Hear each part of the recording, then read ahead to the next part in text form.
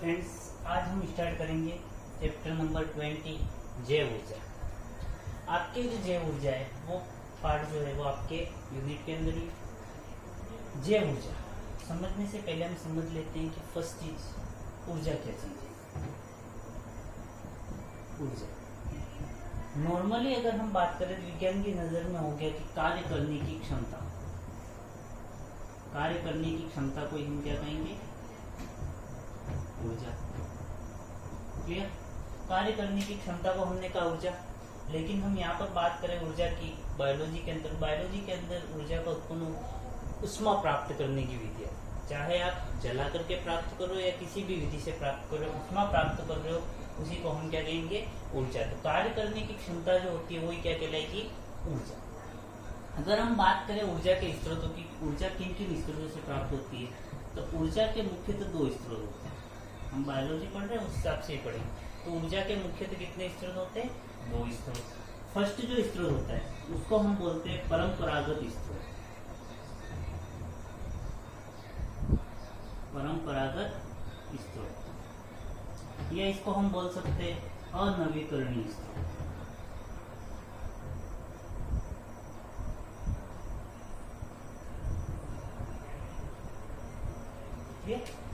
परंपरागत मतलब ये होता है कि हम प्राचीन समय से जिन स्रोतों का उपयोग करते हैं वो स्रोत। अनवीकरणीय का मतलब होता है कि वे स्रोत जिनका नवीकरण यानी कि पुनः निर्माण संभव नहीं होता है। तो वे स्रोत जिनका हम प्राचीन समय से उपयोग करते आ रहे हैं लेकिन इनका क्या होता है? नवीकरणीय संभव नहीं होता है। वो स्रोत कौन से कहलाएंगे? परंपरागत स्रोत। तो परंपरागत स्रोत के अंदर क्या आ जाएगा? वे स्रोत जिनकी मात्रा सीमित है।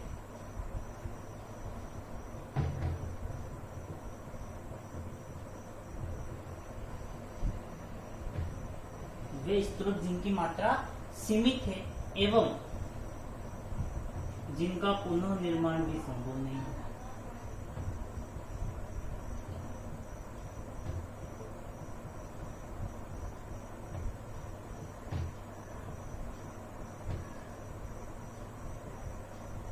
तो फर्स्ट कंडीशन क्या कही परंपरागत स्रोत के अंदर की? वे स्रोत जिनकी मात्रा भी सीमित है। मात्रा क्या है? सीमित है एवं जिनका पुनर्निर्माण संभव नहीं है। मात्रा सीमित है लेकिन इनका पुनर्निर्माण संभव नहीं है, यानी आपके पास जितना अवेलेबल है उतना यूज किया, जब वो खत्म हो गया इसके बाद में वो उपलब्ध नहीं होगा। ऐसे स्रोतों को हम क्या कहेंगे? परंपरागत स्रोत। उदाहरण के तौर पर अगर हम बात करें तो ऐसे स्रोत के अंदर मुख्यतः जो आता है वो आता है आपका पेट्रोल डीजल, जिसको हम जीवाश्म ईंधन भी कहते हैं। पेट्रोल डीजल जो है, इसके आगे हम बात करें तो कोयला, इसके अलावा जो भी खनिज वगैरह प्राप्त हो रहे, धातु प्राप्त हो रहे, सारी चीजें आ गई। ये जो पदार्थ होते हैं इनकी मात्रा सीमित है। जब तक ये भूमि के अंदर है हम इनका खनन करेंगे, प्राप्त कर लिया, लेकिन जैसे ही धीरे धीरे ये स्रोत जो है वो खत्म होते जाएंगे तो इनका पुनः निर्माण संभव नहीं है। एक बार खत्म होने के बाद इनका निर्माण नहीं होगा। इसलिए इन स्रोतों को हम क्या कहते हैं? अनवीकरणीय स्रोत या फिर परंपरागत स्रोत। दूसरा जो आता है वो आता है गैर परंपरागत स्रोत।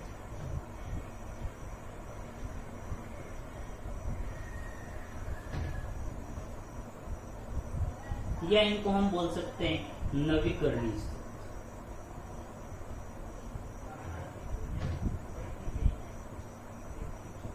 क्लियर? तो ऊर्जा क्या था? कार्य करने की क्षमता। ऊर्जा के स्रोत हमने बांटे, परंपरागत स्रोत पढ़ा, उसमें हमने क्या किया कि वे स्रोत जिनकी मात्रा क्या है? सीमित है और जिनका पुनर्निर्माण संभव नहीं है, क्या कहा हमने? परंपरागत स्रोत।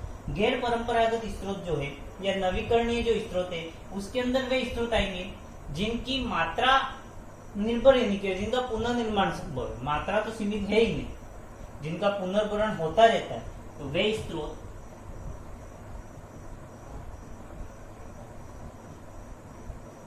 जिनका पुनर्भरण एवं पुनः निर्माण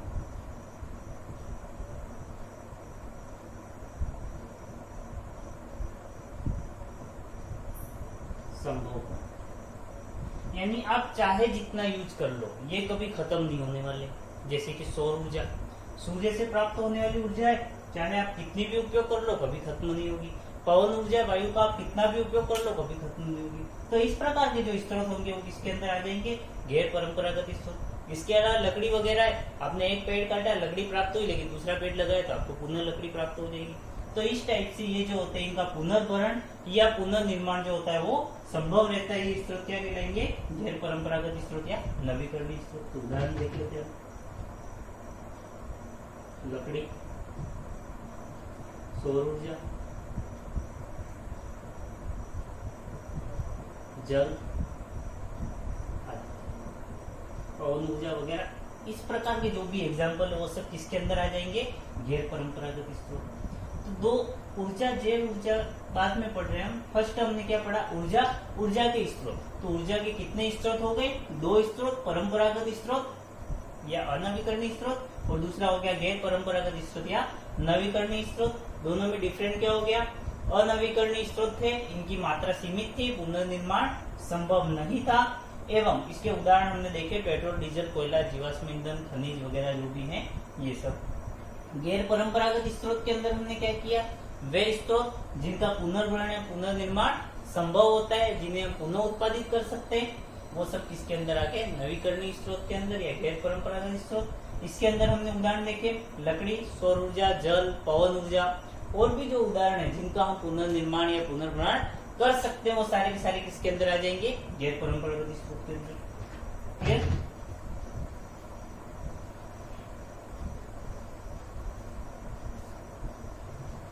अब बात करते हैं, मेन टॉपिक पर आ जाते हैं हम, जैव ऊर्जा, जो कि हमारा मेन टॉपिक है।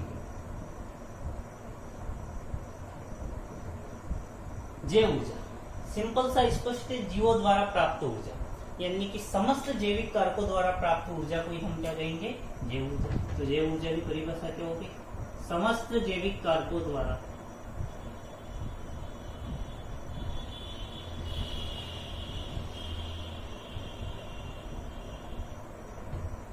प्राप्त ऊर्जा क्या कहलाएगी, जैव ऊर्जा। सिंपल सा नाम में यह, जैव यानी जीव, ऊर्जा, तो जो ऊर्जा जीवों द्वारा प्राप्त होगी यानी समस्त जैविक कारकों द्वारा प्राप्त ऊर्जा क्या कहलाएगी, जैव ऊर्जा। क्लियर? अब जैव ऊर्जा के लाभ क्या है, अगर जैव ऊर्जा के लाभ की बात करेंगे, हमें जैव ऊर्जा से क्या लाभ, हमारे पास परंपरागत स्रोत पड़े हुए, कोयला, डीजल वगैरह सब है, हम उनसे ले सकते हैं। फिर जैव ऊर्जा जो है उसका उपयोग करने की जरूरत क्या पड़ती है, जैव ऊर्जा के क्या लाभ होते हैं अगर हम इसका उपयोग करें तो फर्स्ट लाभ जो होता है ये स्थानीय स्तर पर उपलब्ध होती है। स्थानीय स्तर पर आसानी से उपलब्ध,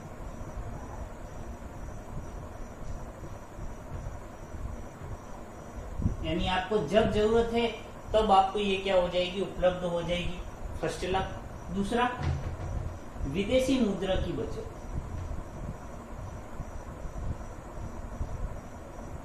विदेशी मुद्रा की बचत। अब भाई विदेशी मुद्रा की बचत कैसे हुई, तो विदेशी मुद्रा की बचत कैसे हुई, स्थानीय स्तर पर आपको जो भी जैविक कारक हैं वो आपको आपके लोकल एरिया में मिल गए, तो आपको विदेश से कोई भी पेट्रोल डीजल वगैरह जो है वो खरीदना नहीं पड़ेगा, तो आपकी क्या होगी, पैसों की बचत होगी। तो विदेशी मुद्रा की क्या होगी, आपके बचत होगी, आपको उनको पैसे नहीं देने पड़ेंगे। थर्ड, पर्यावरण प्रदूषण जो होता है वो अपेक्षाकृत कम होता है।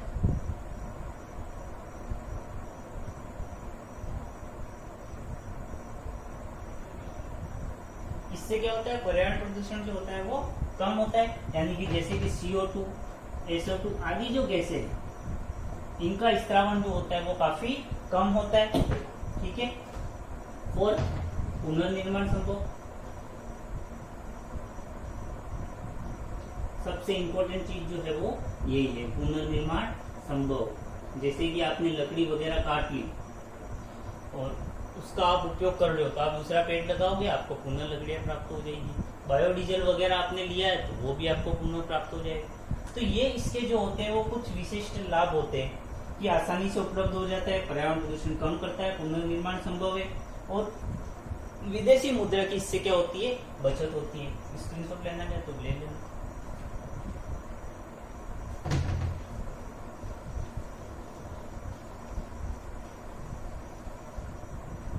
अब हम बात करें स्रोतों की।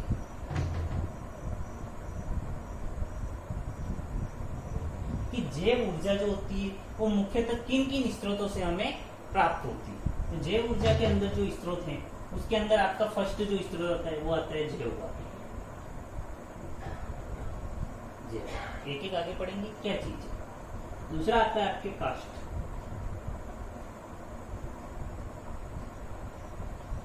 तीसरा जो आता है आपके वो आएगा बायोडीजल।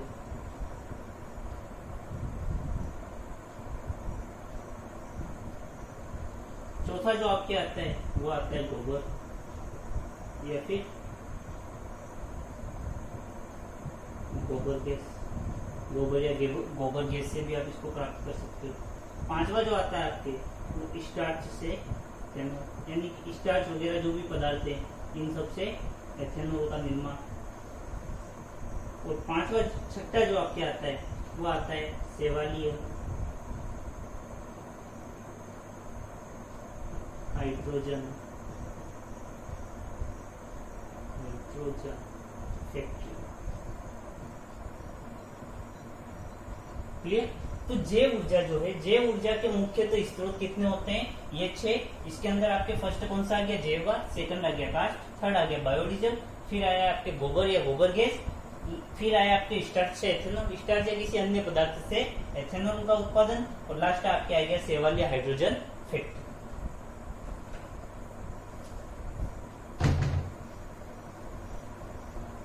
अब हम एक एक को डिटेल में करेंगे। फर्स्ट जो आपके आया जैव।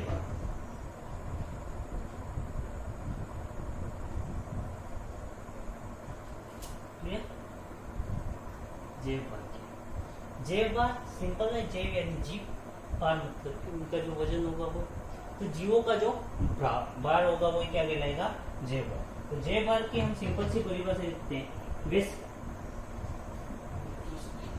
वे सभी पदार्थ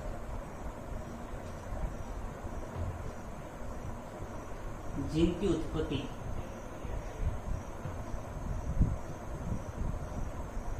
प्रकाश संश्लेषण से होती है।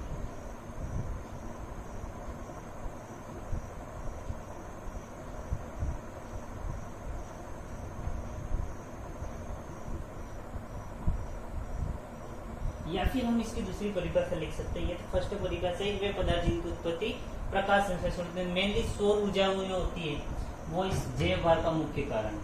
तो सौर ऊर्जा जो होती है उसका 0.2% जो होता है, 0.2% जैव भार के अंदर कन्वर्ट हो जाता है, परिवर्तित हो जाता है। जो भी सौर ऊर्जा पृथ्वी तक आ रही है उसका 0.2% भाग जो होता है वो किसमें बदल जाता है, जैव भार के अंदर।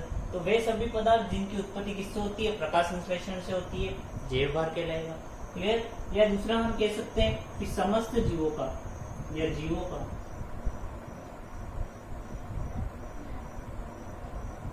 जीवों के शरीर का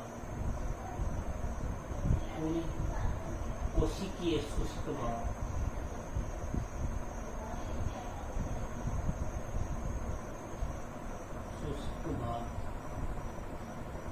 क्या कहलाएगा, आपके जैव भार। क्लियर। तो जैव भार क्या हो गया, वे सभी पदार्थ जिनकी उत्पत्ति प्रकाश संश्लेषण से होती है उनका भार क्या कहलाएगा, जैव भार। या सिंपल सा हम कह सकते हैं कि जीवों के शरीर के कुल कोशिकीय शुष्क भार जो होगा वो ही क्या कहलाएगा, जैव भार। क्लियर। तो जैव भार क्या हो गया, जीवों के शरीर का कुल कोशिकीय शुष्क भार या वे सभी पदार्थ जिनकी उत्पत्ति प्रकाश संश्लेषण से होती है क्या कहलाएगा, जैव भार। क्लियर। अब आपकी जो नेक्स्ट होगी काष्ठ।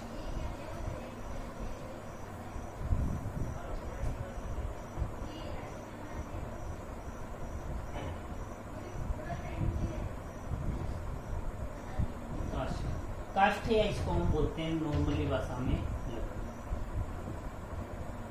लकड़ी। लकड़ी क्या होती है आप सभी जानते ही, पेड़ों से जो प्राप्त होती है, कठोर वो भी क्या कहलाएगी आपके काष्ठ। तो इस काष्ठ के अंदर हम जैव ऊर्जा में जो पढ़ेंगे, तो जैव ऊर्जा में हम जलाऊ काष्ठ को पढ़ेंगे। कौन सी काष्ठ को पढ़ेंगे? जलाऊ काष्ठ। जलाऊ काष्ठ यानी वे काष्ठ जिनका उपयोग जलाने के रूप में होता है या ईंधन के रूप में होता है, वही क्या कहलाएगी? जलाऊ काष्ठ। अब इन जलाऊ काष्ठ की विशेषता की बात करें।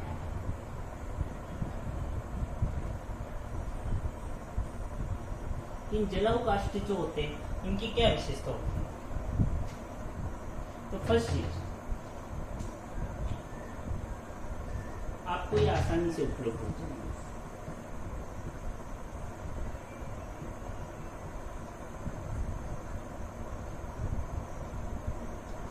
आसानी से उपलब्ध मतलब कि आपको कहीं बाहर नहीं जाना पड़ेगा, जैसे कि पेट्रोल डीजल वगैरह जो लेते हैं उसके लिए हमें बाहर जाना पड़ता है। इस तरह से काष्ठ जो होती है वो आसानी से उपलब्ध हो जाती है। हम इसे कह सकते हैं कि स्थानीय स्तर पर उपलब्ध हो जाती है।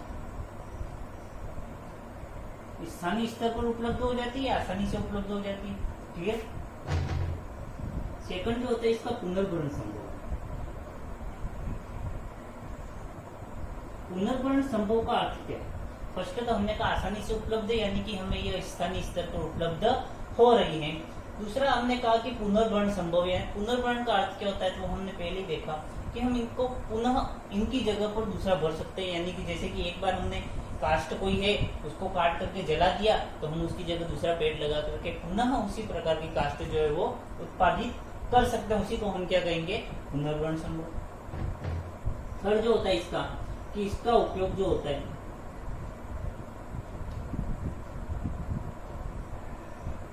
घरेलू उपयोग, घरेलू या लघु उद्योगों में होता है। यानी घरेलू और लघु उद्योगों हेतु ये जो काष्ठ होती है वो जो काष्ठ होती है वो क्या होती है? उपयोगी होती है। पेट्रोल डीजल वगैरह होता है, घरेलू है, हम इतना खर्च करने में संभव है नहीं है, कोई जरूरी नहीं है, इसलिए ये जो होती है आसानी से उपलब्ध हो जाती है। इनका पुनर्भरण संभव है और इनका उपयोग क्या होता है? घरेलू या छोटे उद्योगों के अंदर।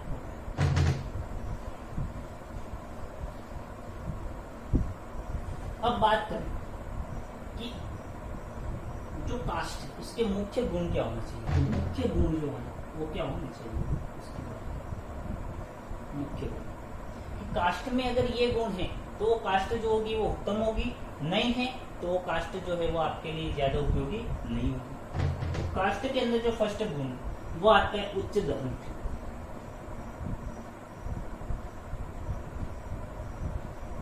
उच्च दहन क्षमता का मतलब ये होता है कि इसका लगभग संपूर्ण भाग जल जाना चाहिए, यानी 99% भाग अगर किसी काष्ठ का जल रहा है तो वो आपके जो होगी क्या कहलाएगी? उपयुक्त काष्ठ होगी, आपके लिए परफेक्ट होगी। दूसरी चीज जो है उच्च कैलोरी प्राप्त होनी चाहिए।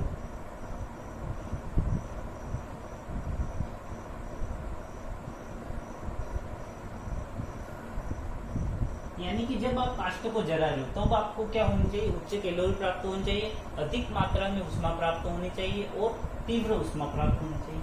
क्लियर? थर्ड, नमी की मात्रा कम होनी चाहिए। नमी की मात्रा क्या होनी चाहिए? कम होनी चाहिए। Fourth point,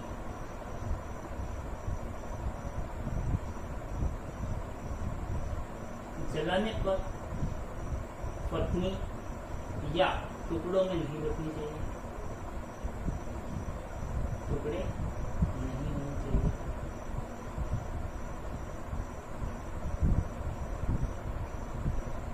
clear? यानी अगर जब आप काष्ठ को जला रहे हो तो ऐसा नहीं कि उसके अंदर विस्फोट हो जाए, वो फट जाए, और ऐसा भी नहीं हो जाए कि जलाने पर उसके छोटे छोटे टुकड़े हो जाए। अगर ये हो रहा है, फट रहा है या छोटे छोटे टुकड़े हो रहे हैं तो ये जो है वो काष्ठ आपके लिए उपयुक्त काष्ठ नहीं होगी। और पांचवा, कम धुआं उत्पन्न करे, यानी कि आप जब जला रहे हो काष्ठ को तब उसका धुआं जो है वो कम धुआं उत्पन्न करे। क्लियर? तो काष्ठ के मुख्य गुण क्या होंगे? उच्च दहन क्षमता होनी चाहिए, उच्च कैलोरी प्राप्त होनी चाहिए, नमी की मात्रा कम होनी चाहिए, जलाने पर फटने या टुकड़ों में नहीं बटनी चाहिए, और कम धुआं उत्पन्न करे, यानी कि धुएं की मात्रा ज्यादा नहीं होनी चाहिए। क्यों ज्यादा नहीं होनी चाहिए? क्योंकि अगर अधिक धुआं है तो पर्यावरण प्रदूषण होगा। तो आज हमने पढ़ा ऊर्जा के स्रोत के बारे में। ऊर्जा के स्रोत दो हो गए, परंपरागत, गैर परंपरागत। दूसरे हमने इसके नाम क्या देखे? नवीकरणीय और अनवीकरणीय। क्लियर। उसके उदाहरण भी हमने देखे। फिर हमने पढ़ा जैव ऊर्जा। जैव ऊर्जा किसे कहते हैं। फिर पढ़ा जैव भार और जैव ऊर्जा के हमने पढ़े थे कि जैव ऊर्जा के क्या क्या स्रोत है, हमें किन किन स्रोतों से प्राप्त होती है। उसके 6 स्रोत पढ़े। 6 में से हमने जैव भार और काष्ठ 2 स्रोत आज पढ़ लिए। काष्ठ की क्या विशेषता होती है और काष्ठ के क्या मुख्य गुण है, इस बारे में हमने फिर में पढ़ लिया। अब नेक्स्ट जो है वो हम कल पढ़ेंगे।